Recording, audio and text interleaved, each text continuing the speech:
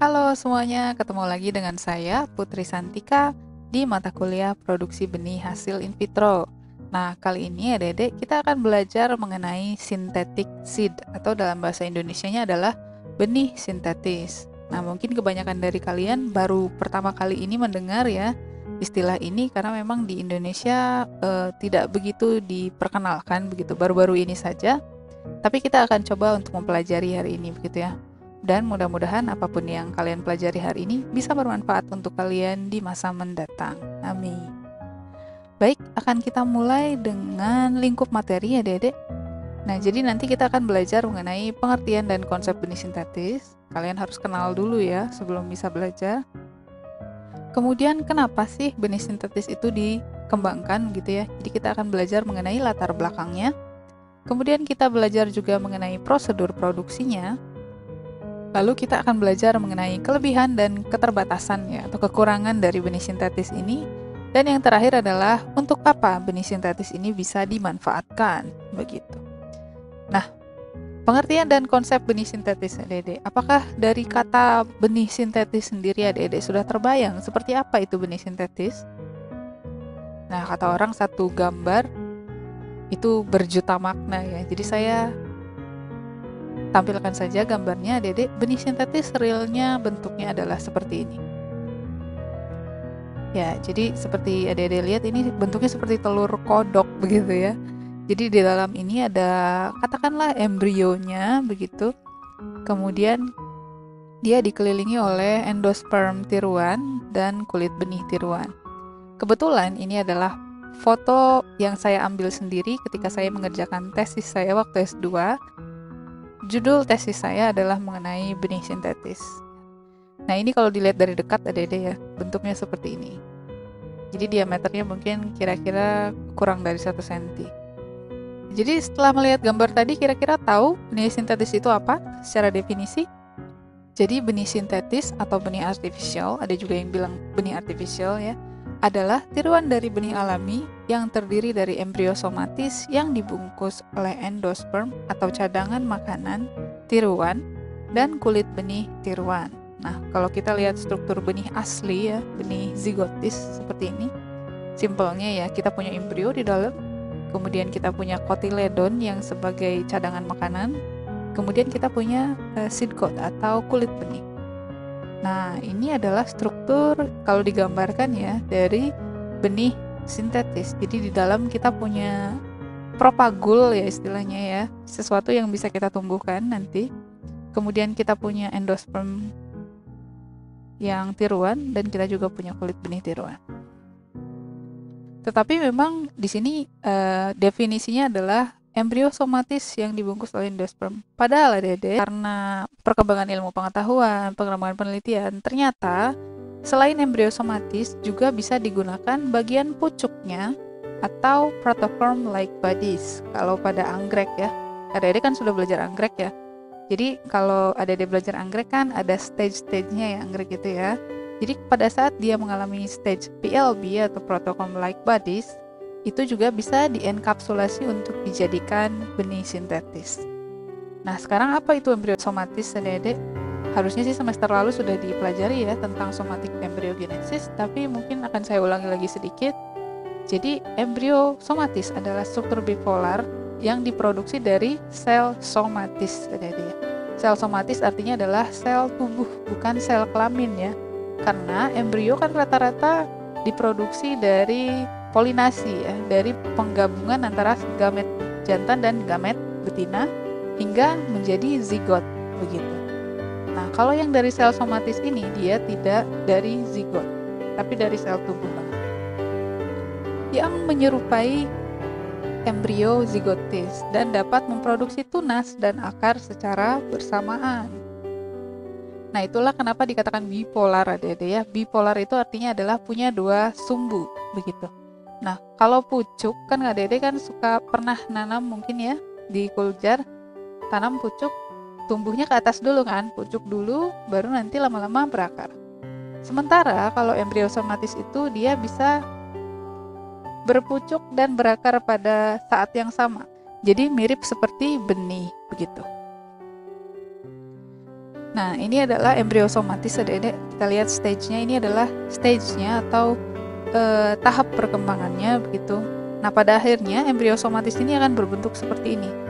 Kalau kita bandingkan adik-adik dengan embrio yang ada pada benih yang asli ya, atau embrio zigotis, maka bentuknya mirip sekali ya. Tuh, bisa dilihat. Ini adalah sumbu akarnya, ini adalah sumbu tunasnya. Jadi mereka bisa tumbuh secara bersamaan gitu. Next, oh iya masih ini ya. Saya tegaskan lagi adik-adik bahwa embriosomatis ini tidak dihasilkan dari penggabungan gamet jantan dan gamet betina. Artinya dia tidak dihasilkan dari proses polinasi atau proses penyerbukan. Jadi dia dihasilkan dari sel tubuh, sel somatis. Ya, sudah ya ini ya. Pasti sudah dipelajari semester lalu sepertinya. Nah, latar belakang pengembangan benih sintetis. Kenapa ada muncul ide benih sintetis seperti itu ya? Nah, pertama, adik-adik, terdapat tanaman-tanaman yang memang sulit diperbanyak dengan metode konvensional atau dengan biji. Contohnya adalah tanaman-tanaman tahunan.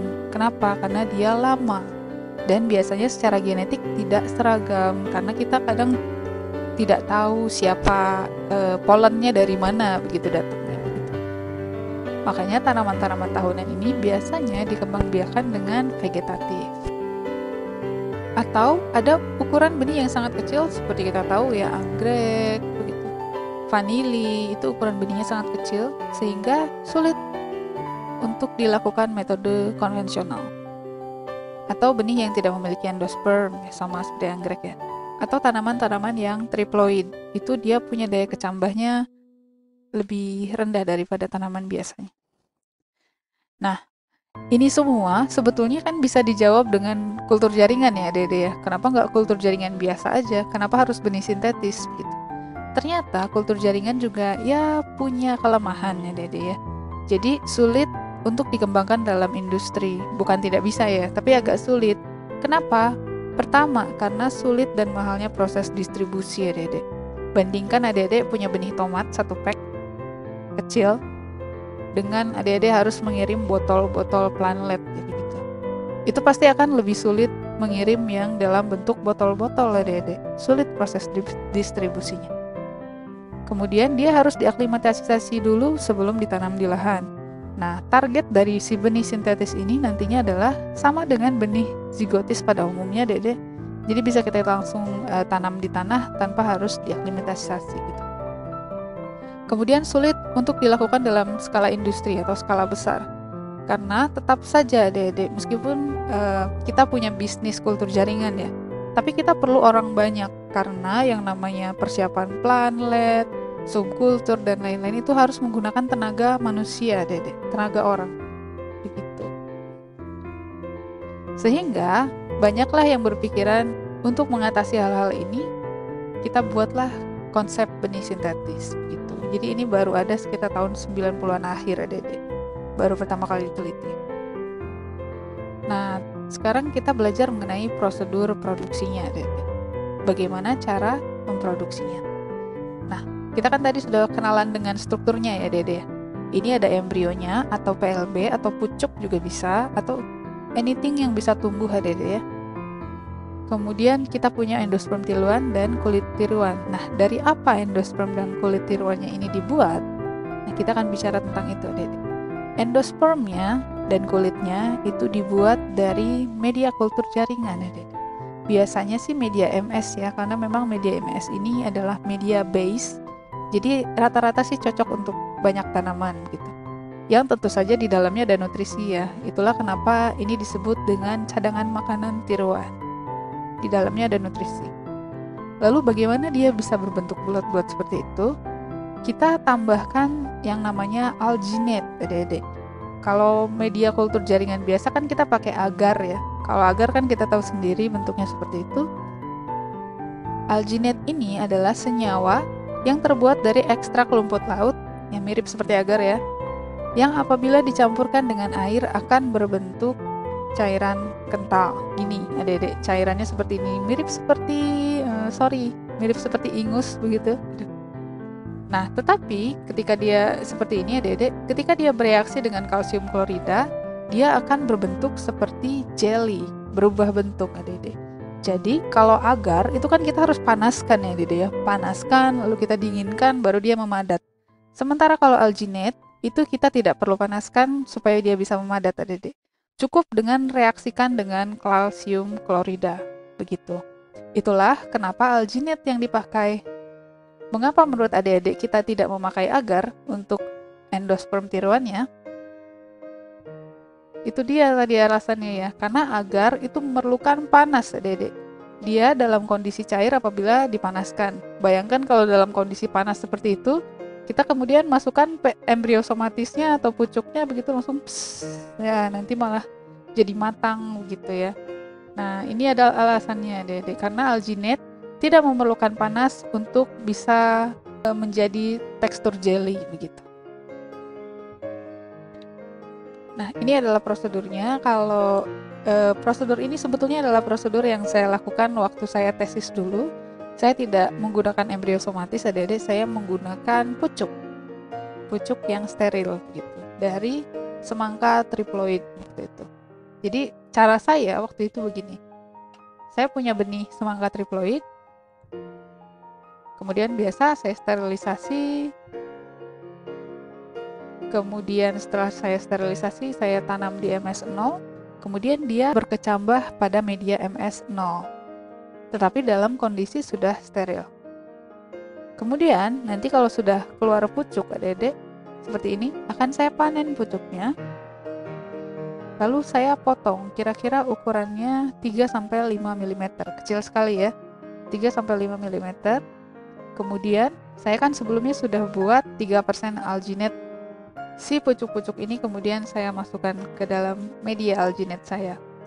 Media alginate ini adik-adik di dalamnya sudah mengandung media MS. Jadi sudah ada nutrisinya di sini. Ada nutrisi, ada gula, ada vitamin dan lain-lain.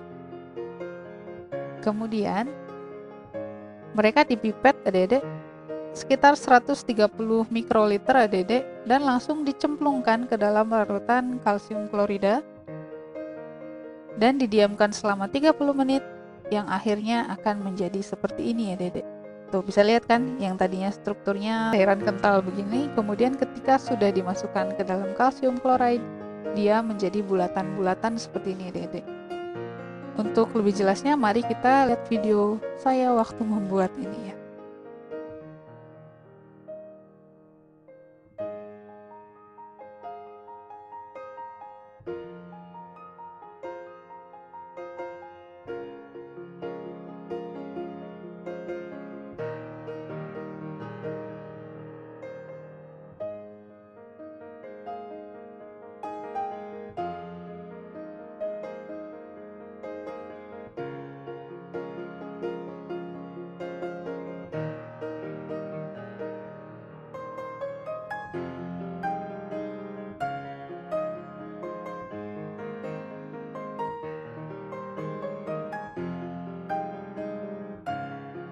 Nah, begitu itu tadi videonya ya, Dede ya.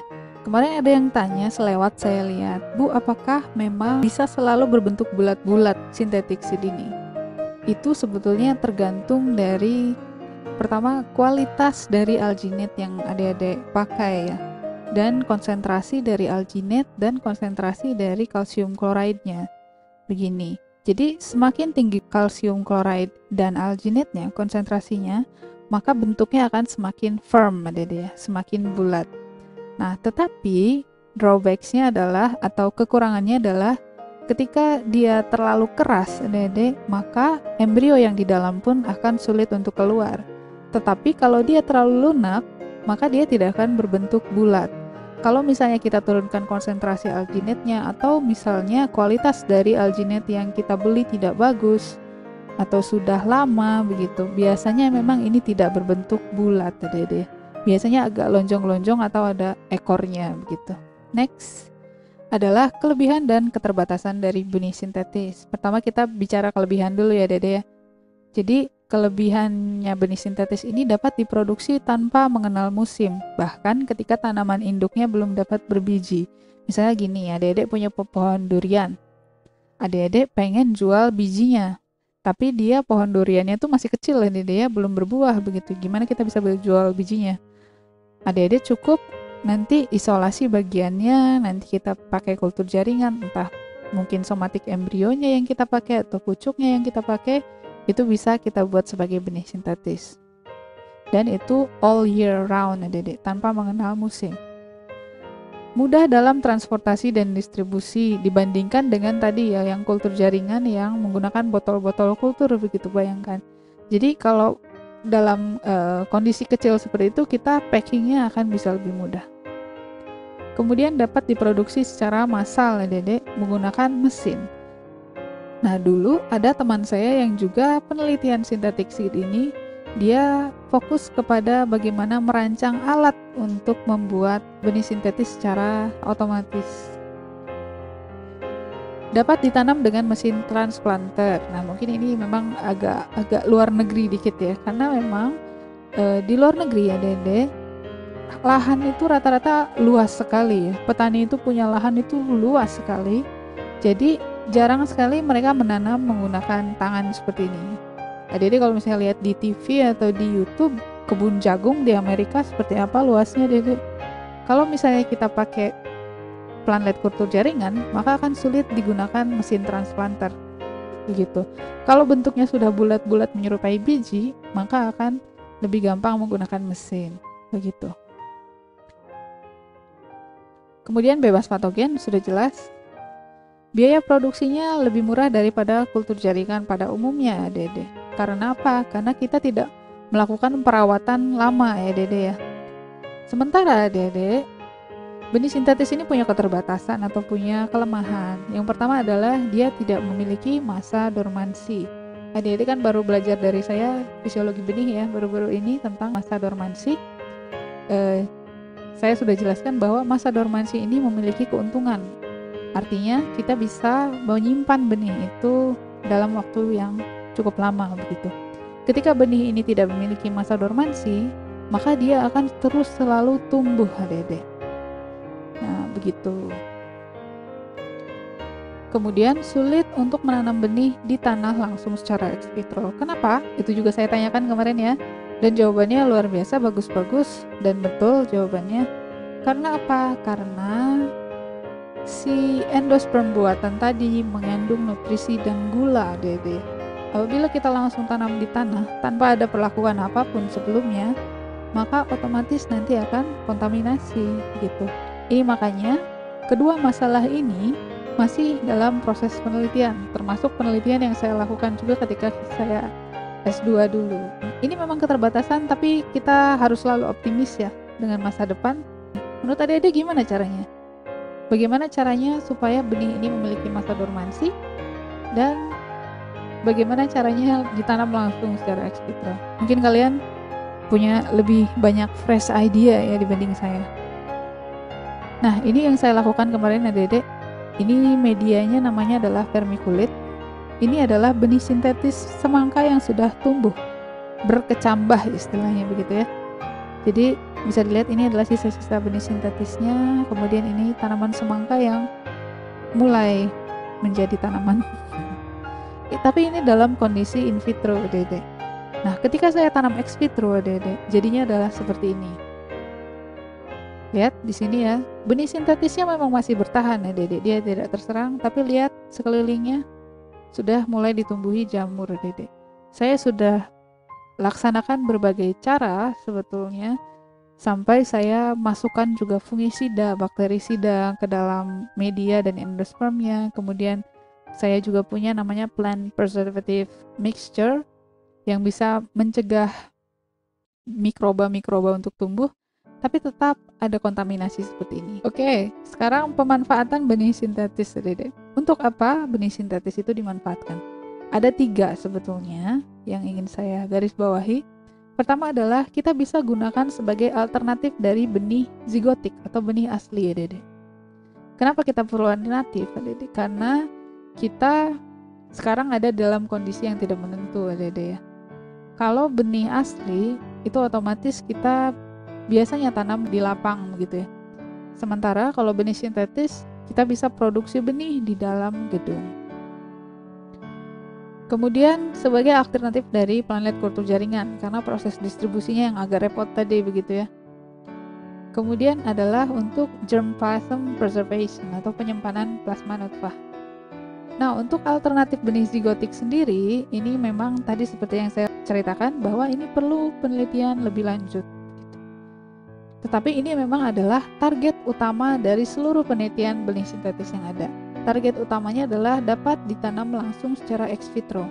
Nah, sekarang peneliti-peneliti itu tuh sedang mencari cara bagaimana benih ini bisa ditanam ex vitro dan bagaimana benih ini bisa punya masa dormansi gitu. Kemudian ya tadi ya, alternatif planet kultur jaringan adalah untuk mempermudah proses distribusi. Dan germplasm conservation ini atau preservation itu bisa kita lakukan dengan namanya adalah cryopreservation. Ini juga mungkin adik-adik baru pertama kali dengar ya. Maka akan saya jelaskan sedikit saja tentang cryopreservation karena sepertinya minggu-minggu depan ini adik-adik akan belajar tentang cryopreservation dari Bu Nurul sepertinya. But I don't know ya. Jadi saya singgung saja sedikit apa itu cryopreservation. Cry itu artinya menangis, preservation itu artinya adalah menyimpan gitu. Jadi menyimpan tangisan begitu, bukan ya, bukan. Jadi cryopreservation atau cryopreservasi adalah penyimpanan sel atau jaringan makhluk hidup pada kondisi ultra low temperature atau minus 196 derajat Celcius. Itu dingin sekali ya Dede ya. Jadi kulkas kalian yang bisa membukukan es itu paling cuma minus 4. Atau yang kulkas mamang es krim yang dibuka begini, yang dibuka ke atas, itu mungkin cuma minus 20 derajat. Kulkas paling modern yang dipunya oleh Lab Bioscience itu hanya sekitar minus 90-an. Tidak sampai minus 196. Nah, tujuannya adalah untuk konservasi plasma nutfah atau penyimpanan plasma nutfah. Saya sudah pernah cerita ya, ada gene bank di Svalbard di Norwegia yang di sana sangat dingin sekali. Jadi tempat itu dipakai untuk konservasi plasma nutfah. Jaringan yang disimpannya itu bisa berasal dari hewan, bisa dari tumbuhan, bisa juga dari manusia. Biasanya kalau yang dari manusia itu bentuknya sperma atau ovum. Tempat penyimpanannya namanya adalah cryobank. Ini adalah cryobank. Nah, pertanyaannya adalah bagaimana caranya menciptakan lingkungan yang ultra low temperature, Dede? Sementara bagian terdingin di bumi ini pun tidak sampai minus 196 ya, cuma paling minus 85. Caranya adalah dengan menggunakan liquid nitrogen namanya. Seperti ini ya, Dede. Jadi liquid nitrogen ini sangat dingin sekali. Nah, sekarang apa yang terjadi apabila sel ini terekspos suhu yang sangat dingin ya, Dede? Perlu diingat bahwa sel terdiri dari 60-80% air ya Dede ya. Kalau dia terekspos maka akan membeku. Sehingga pada sel-selnya ini akan membentuk kristal es Dede. Nah sementara Dede, kristal ini dapat merusak membran sel dan organel sel Dede. Karena tajam Dede. Kristal es ini tajam sekali. Makanya kita membekukannya pun tidak sembarangan. Tidak, ada caranya sendiri ya Dede. Jadi aspek utama dari cryopreservation ini adalah mendinginkan tanpa menimbulkan kristal es. Gimana caranya? Adalah kandungan air dari sel ini harus dikeluarkan dulu atau dimodifikasi dulu sehingga tidak merusak sel Dede. Jadi ada teknik-teknik yang dapat dilakukan. Ada 4 tekniknya sementara ini. Ada controlled rate cooling, ada vitrification, encapsulation, dehydration, encapsulation, vitrification. Jadi yang control rate cooling ini adalah dilakukan dengan mesin, mesin pendingin ya, yang membutuhkan energi yang luar biasa sebetulnya. Jadi dia menurunkan suhunya tuh pelan-pelan sehingga tidak timbul kristal es nantinya. Ini harga mesinnya mahal sekali. Yang versi terlama dan termurah itu sekitar 300-an juta ya, 400-500-an mungkin ya, saya nggak tahu kursnya sekarang. Ini namanya yang seperti ini adalah via freeze control rate freezer. Kemudian untuk vitrification ini adalah mengeluarkan cairan dalam sel dengan cara osmosis Dede ya. Pernah belajar osmosis ya, fisiologi tumbuhan? Jadi si sel atau jaringan ini diletakkan pada media yang memiliki mannitol atau sorbitol berkonsentrasi tinggi sehingga air yang di dalam sel itu terdorong untuk keluar. Gitu. Jadi ketika airnya berkurang adik-adik, tingkat kekentalan di dalam selnya itu meningkat, sehingga ketika dibekukan itu tidak membentuk butiran es. Gitu. Encapsulation dehydration. Nah, kalau ini dienkapsulasi dengan menggunakan synthetic seed technique tadi ya, Dede, ya, enkapsulasi. Nah, ini adalah hubungannya dengan yang tadi saya ceritakan ini ya. Jadi ini dibikin benih sintetis, kemudian dikeluarkan cairannya menggunakan silika gel, lalu dimasukkan ke dalam liquid nitrogen. Kemudian yang terakhir adalah encapsulation vitrification. Nah, ini adalah gabungan antara enkapsulasi dan vitrifikasi. Jadi sudah dibikin benih sintetis seperti tadi, kemudian direndam dalam mannitol dan sorbitol. Ini adalah salah satu teknik yang paling sering digunakan untuk cryopreservation karena lebih murah dan resiko kematian sel juga cenderung lebih rendah, adik-adik. Begitu. Nah, kita sudah berada di penghujung acara, adik-adik. Lagi-lagi saya tanyakan, what have you learned today, adik-adik? Mudah-mudahan ada yang dapat kalian dapatkan hari ini ya, adik-adik. Apapun itu bisa bermanfaat. Dan terima kasih atas perhatiannya hari ini. Dan mohon maaf apabila saya ada kekurangan atau kesalahan. Assalamualaikum warahmatullahi wabarakatuh.